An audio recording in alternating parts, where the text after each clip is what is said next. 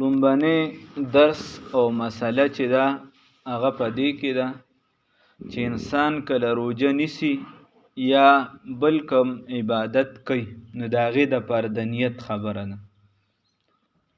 رسول الله صلی الله علیه وسلم فرمای، د بخاری شریف لومبني حدیث دی، انما الاعمال بالنیات. بیا اوږد حدیث دی، وانما لامرئ ما نوى فمن كانت هجرته الى الله ورسوله فهجرته الى الله ورسوله ومن كانت هجرته الى الدنيا فهجرته. اوږد حدیث دی، خدا حدیث مفهوم دا دی چې د انسان د اعمالو دارومدار دا په نیت باندې، چې نیت صحیح وي نو عمل به صحیح وي، که نیت خراب وي نو عمل به خراب وي. د دې وجې احناف وی انما الاعمال بالنیات، انما ثواب الاعمال بالنیات، ثواب د اعمالو چې دی دا په نیت باندې. نیت څه ته ویلی شي؟ نیت د زړه قصد او ارادې ته ویلی شي، چې زړه کې تا راوستله چې زه 2 رکعاته فرض کوم، بس دا نیت شي. چې زړه کې تا راوستله چې زه روجه نیسم، بس دا نیت شي. زړه کې تا راوسته چې عمره کوم، دا نیت شه. په زړه کې تا راوسته چې حج کوم، دا نیت شه. ستا نیت وشه چې دا خبره هم زړه کې. موږ اکثر په نیتونو هم خلک تنګو. دا نیت و، دا ستا لپاره کافي شو، ستا فرض ادا شو. بیا په خوله باندې نیت ویل سنت نه دی، فرض نه دی، واجب نه دی. که چاته تکلیف وي د سره یې مه وایه، خو بل فرض کې وی نو رسول الله صلی الله علیه وسلم په خوله هم نیت ویلی دی. لکه نیت درته ما وي د زړه دی، خو رسول الله صلی الله علیه وسلم چې عمرې له ته حج له نو هیلې باقاعده په خوله باندې نیت ویلی. نو که ته په خوله باندې وی نو مستحب دی. بیا د هغې نه موږ بلا اوږدې کیسې جوړ کړو چې یو شی مستحب شو او په خوله ویل شو، نو ستا خپل الفاظ دي چې څنګه دې جوړ کړه هغه نیت دی.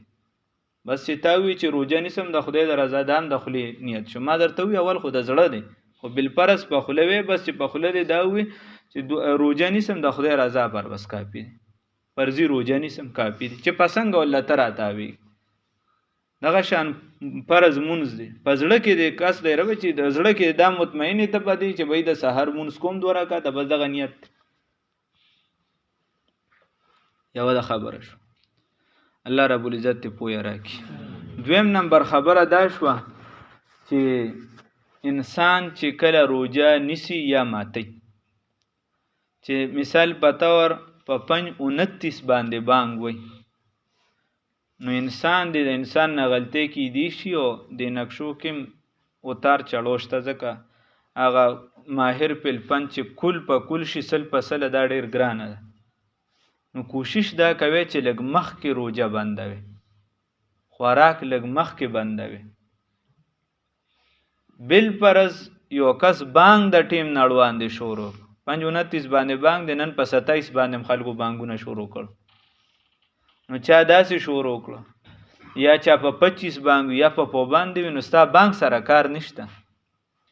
چې لا ټیم باقي دی نو کتا پکې اوبه مو به وسکلي یا هغه بانګ سره دې څکلي، نو روجه دی خرابېږي نه. خو احتیاط په دې کې دی چې د خپل ټیم نه یو 100 منټه مخکې بنده کړه.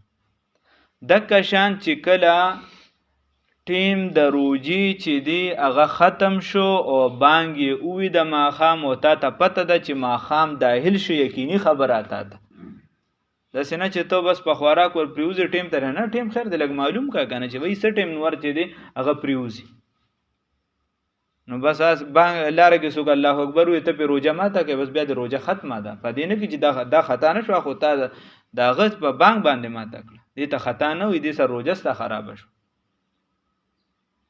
نو لہذا ټیم متعین که چې څنګه ټیم پوره شو، نو دا په حدیثو کې منع ده چې کله ټیم پوره شي نو بیا به اس بي سزا نه باسه بغیر ده چې ګوره بزرګي هغه ده چې موږ د رسول الله صلی الله علیه وسلم کومه طریقه خوري ده، بزرګي هغه ده چې موږ ته کوم اسلام طریقه خوري. نو اس بي سا په روجه کې رستوالی کول دام د يهودو عمل دی، چې ای به اسې به سټا ټیل مټول کول، هغه روجه ماتې به رستو کو، نو روجه ماتې به بیا رستو کېم نه.